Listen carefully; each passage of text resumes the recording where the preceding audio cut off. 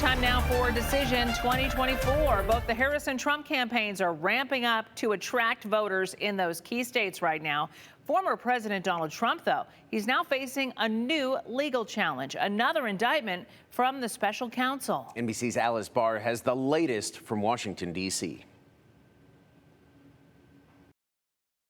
This morning, a new effort to hold former President Trump criminally responsible for trying to overturn the results of the 2020 election, culminating in the January 6 Capitol attack. In a revised indictment, the Department of Justice charging Mr. Trump with the same 4 counts, including conspiracy to defraud the United States and obstruct an official proceeding, but stripping out references to certain official acts to comply with last month's Supreme Court decision that found former presidents are immune from prosecution for much of their official conduct while in office.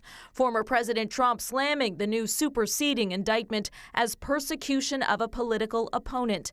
He's long contended former presidents need absolute immunity to protect their power to act. You're not going to do anything if you don't have immunity, because otherwise you're going to be prosecuted after you leave office. In the new document, special counsel Jack Smith strikes some conduct the Supreme Court said was off limits, including the former president leaning on his Justice Department to support false claims of a rigged election. But it retains allegations about pressuring former Vice President Mike Pence into not certifying the election results. What's added is lots and lots of language saying that Pence acted as either a candidate or as president of the Senate. In other words, not as an official piece of action, and that Trump was acting also in an unofficial way. It all comes as the former president's re-election bid hits a critical stretch, campaigning in Wisconsin tomorrow as his rival, Vice President Harris, and running mate Governor Tim Walz kick off a bus tour in Georgia today.